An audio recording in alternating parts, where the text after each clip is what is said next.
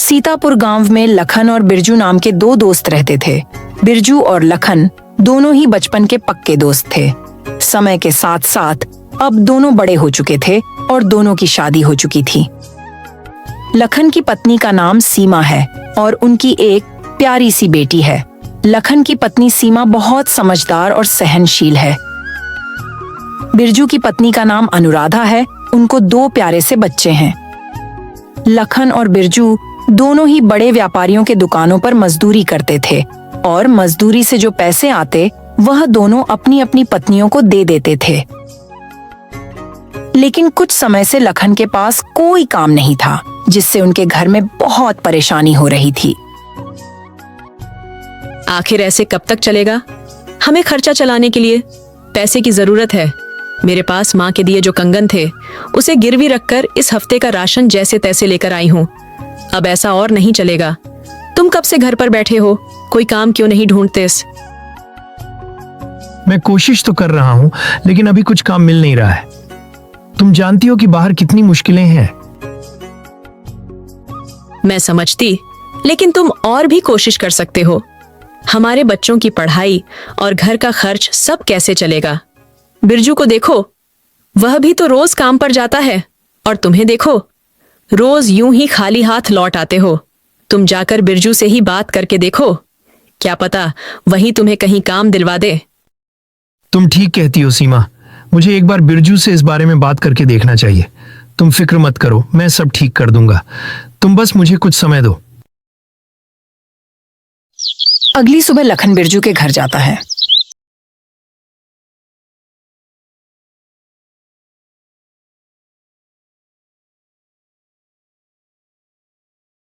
घर पर कोई है क्या? बिरजू भाई, ओ बिरजू भाई, बाहर आओ। जी लखन भैया, कहिए कैसे आना हुआ? भाभी जी, जरा बिरजू को बुला दीजिए।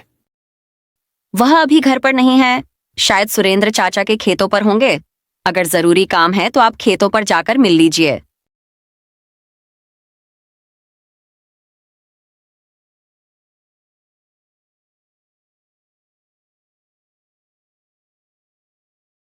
बिरजू, क्या तुम्हारे यहाँ काम करने की कोई जगह है? मुझे भी कोई नौकरी मिल जाए तो अच्छा रहेगा। देख लखन, मुझे तो इस बारे में ज्यादा पता नहीं है, लेकिन अगर तुम चाहो तो मेरे साथ सेठ जी के पास चल सकते हो। हम उनसे बात कर सकते हैं। अगर कोई काम होगा तो तुम्हें जरूर रख लेंगे। अच्छा है बिरजू, मैं तो बस किसी भी तरह से काम करना चाहता हूँ। चलो हम सुबह ही चल पड़ते हैं। ठीक है, कल सुबह जल्दी मिलते हैं।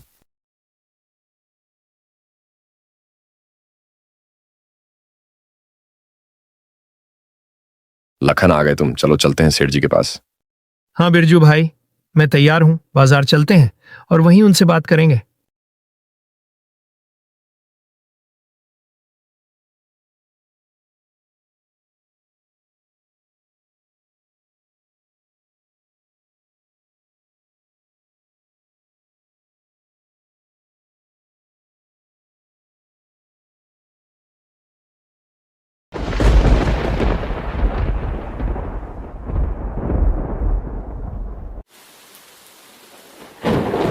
भाई बिरजू, बारिश तो बहुत ज्यादा बढ़ गई है। अगर इतनी ज्यादा बारिश में आगे बढ़ेंगे तो हम बीमार पड़ जाएंगे। हमें अभी कुछ देर यहीं रुकना होगा। तभी लखन की नजर एक झोपड़ी पर जाती है और वह बिरजू को इशारे करते हुए कहता है, बिरजू भाई, वह देखो, वहां एक कुटिया है। चलो वहां किसी से मदद मांगते हैं। क्या पता वह थोड़ी देर अपनी कुटिया में हमें रुकने दे, जब तक कि यह बारिश नहीं थम जाती। दोनों दोस्त उस कुटिया के पास पहुंचते हैं। कोई है क्या? हमें थोड़ी सी मदद चाहिए थी। हाँ बेटा, अंदर आ जाओ। जब दोनों अंदर आते हैं तो उन्होंने देखा कि अंदर एक बूढ़ी माँ बैठी हुई थी। अम्मा, हमें थोड़ी मदद की तलाश थी। हम बाजार के लिए निकले थे और अचानक से जोरदार बारिश शुरू हो गई और हम इसी जंगल में फंस गए। थोड़ी आश्रय की जरूरत थी जब तक कि बारिश बंद नहीं हो जाती। अगर आप बुरा ना मानो तो कुछ देर हम आपकी झोपड़ी में गुजार सकते हैं। बस बारिश रुकने के बाद हम यहाँ से चले जाएंगे। हाँ, क्यों नहीं बेटा? बैठो, तुम जितनी देर चाहे यहाँ रुक सकते हो। दोनों वहां चुपचाप बैठ जाते हैं। बूढ़ी माँ चूल्हे पर खाना बना रही थी। खाने की बहुत सुगंधित खुशबू आ रही थी। खाने की खुशबू दोनों का ध्यान बार बार चूल्हे की तरफ ले जा रही थी, पर वह यह सोचकर अपने मन को मार लेते हैं कि बूढ़ी अम्मा ने थोड़ा सा ही पकाया होगा। अम्मा उन दोनों की मन की बातें अच्छे से पढ़ लेती हैं।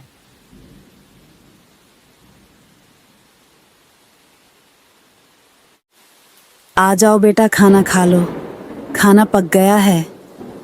दोनों का मन तो खाने के लिए काफी कर रहा था, पर वह अपने मन को टालते हुए कहते हैं, नहीं अम्मा, आप खाओ, आपने तो थोड़ा ही खाना पकाया होगा, पहले आप खा लो।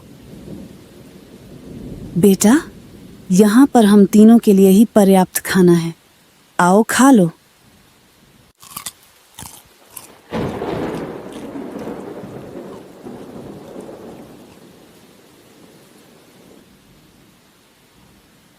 अम्मा, ये खाना तो बहुत ही स्वादिष्ट है। ऐसा स्वाद तो हमने आज से पहले कभी नहीं छका। अम्मा, आप यहाँ इतने घने जंगल में अकेले रहते हो, आपका क्या कोई परिवार नहीं है? बेटा, मेरा भी एक जमाने में भरा फूला परिवार था।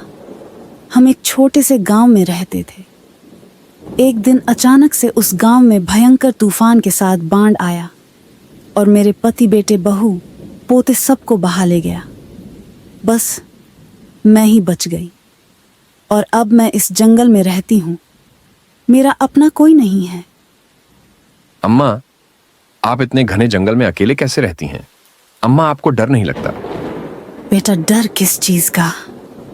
बस शुरू शुरू में थोड़ा सा अकेलापन सा लगता था, मगर अब इन सब की मुझे आदत सी हो गई है। अम्मा, अगर आप बुरा ना मानो तो आप हमारे घर चलकर रह सकते हो। मेरे घर में मेरी पत्नी और मेरे बच्चे हैं। मेरी माँ बहुत जल्दी मुझे छोड़कर चली गई। अगर आप हमारे साथ चलोगी तो मुझे बहुत खुशी होगी। आपको यहाँ इस घने जंगल में रहने की कोई ज़रूरत नहीं। अम्मा, आप मेरे साथ चलो। अम्मा लखन की तरफ देखती है। नहीं बेटा, अब मैं यही खुश हूँ। ये जंगल ही मेरा घर है। मुझे अब इस शांति भरे माहौल में ही रहना अच्छा लगता है। पर तुमने मुझसे पूछा, मुझे बहुत अच्छा लगा। थोड़ी देर में बारिश थम जाती है। अच्छा अम्मा, बारिश थम गई है, अब हम चलते हैं। अम्मा, एक बार आप फिर सोच लीजिए। अगर आप हमारे साथ चलना चाहे तो आप चल सकती हैं। नहीं बेटा, तुम्हारा शुक्रिया, पर मैं यहीं पर खुश हूँ। ये जंगल ही अब मेरा घर है। अम्मा, आज्ञा दीजिए, अब हम चलते हैं। रुको बेटा, तुम मुझे बहुत ही नेक दिल लगे हो। मैं तुम दोनों को कुछ देना चाहती हूँ।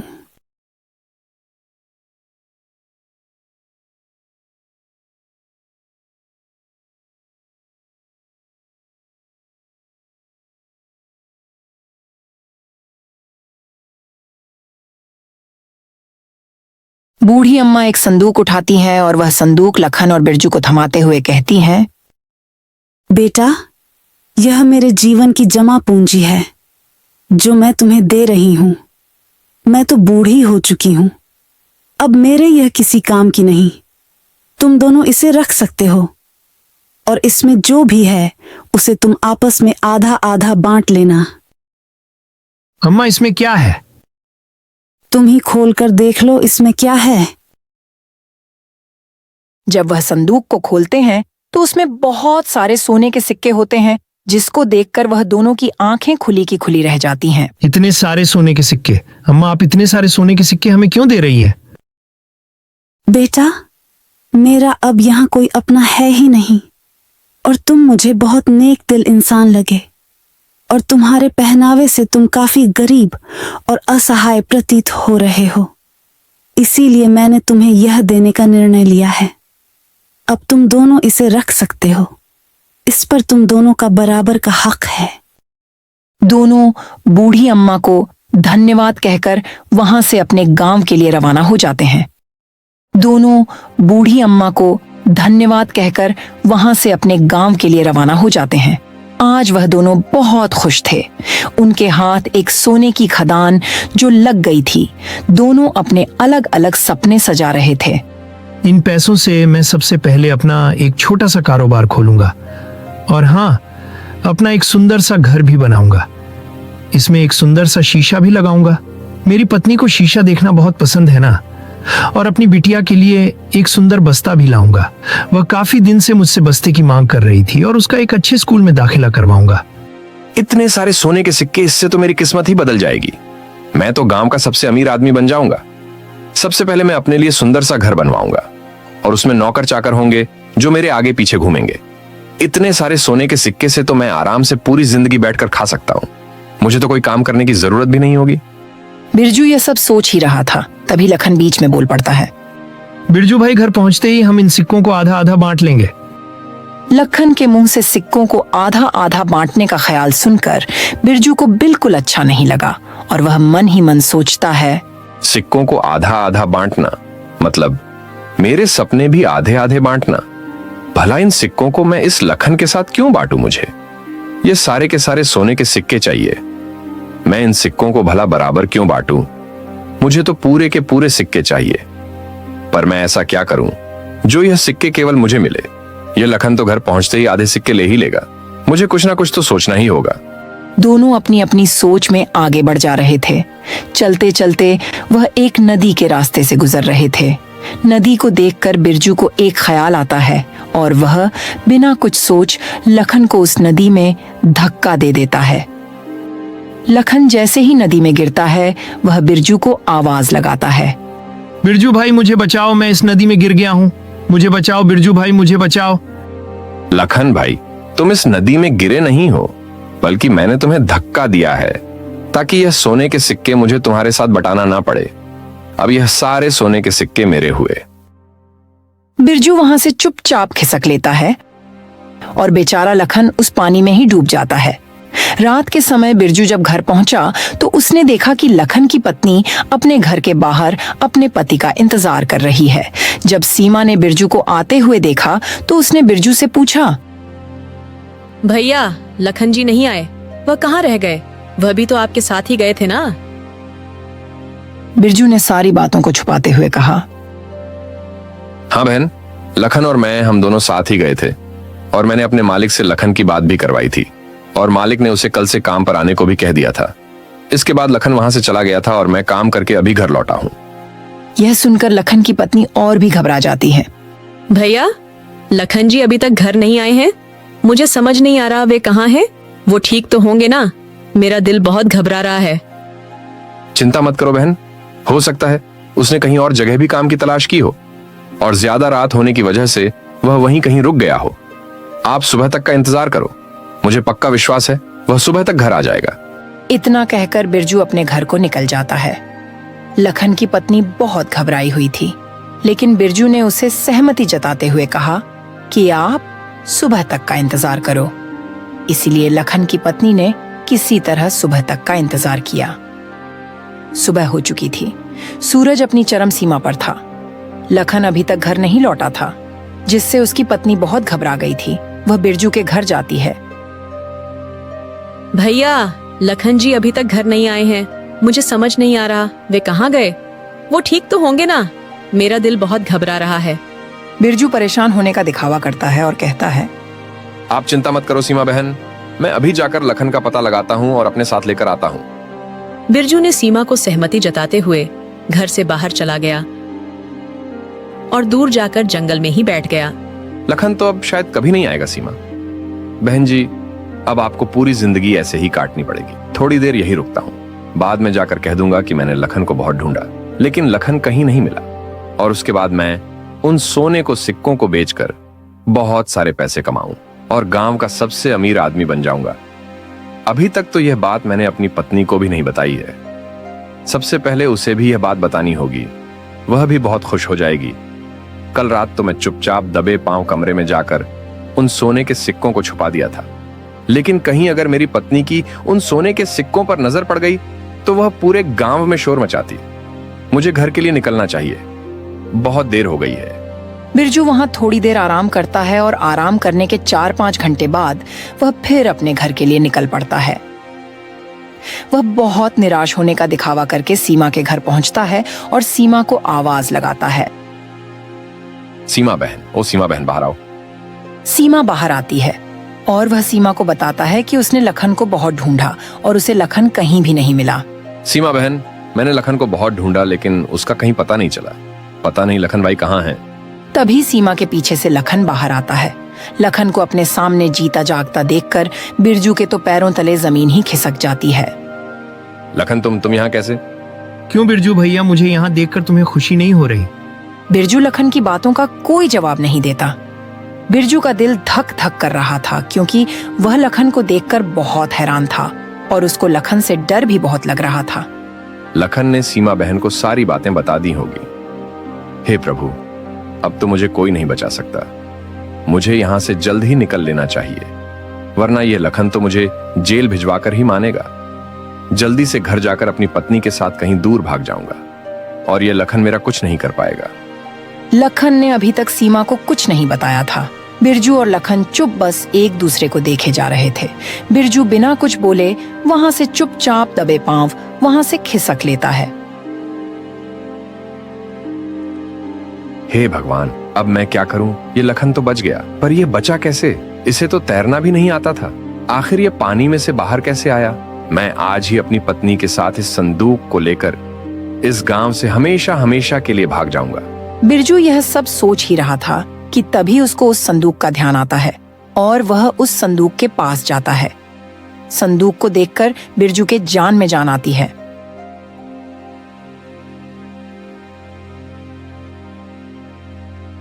हे भगवान, ये सब कैसे हुआ? मेरे सोने के सिक्के कहाँ गए? कहीं उस लखन ने तो नहीं चुरा लिए और ये कंकड़ भर दिए।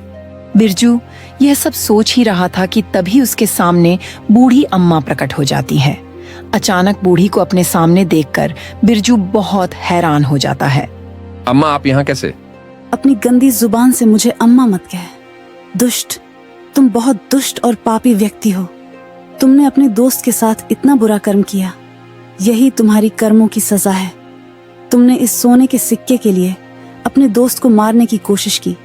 लो, अब तुम्हारे पास न तुम्हारा वह दोस्त है और ना ही सोने के सिक्के। अब तुम सारी जिंदगी इस कंकड़ से ही खेलते रहना और अमीर बनने के सपने देखना।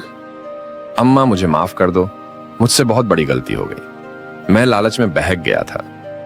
माफ उसे किया जाता है जिसने कोई गलती की हो, और तुमने गलती नहीं।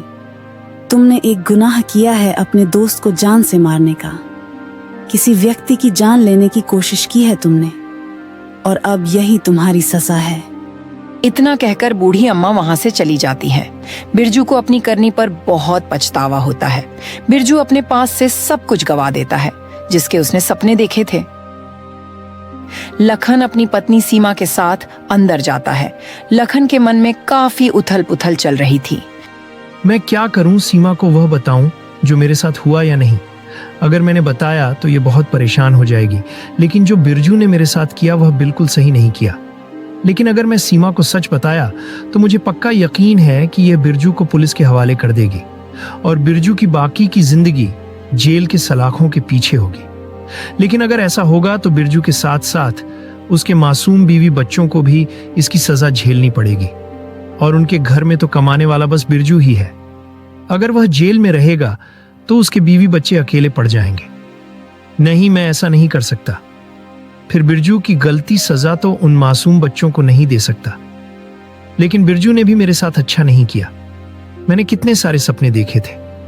उसने वह सारे सोने के सिक्के मुझसे छीन लिए और मेरे सपने भी। लखन यह सब सोच ही रहा था कि तभी वहां पर बूढ़ी अम्मा प्रकट हो जाती हैं।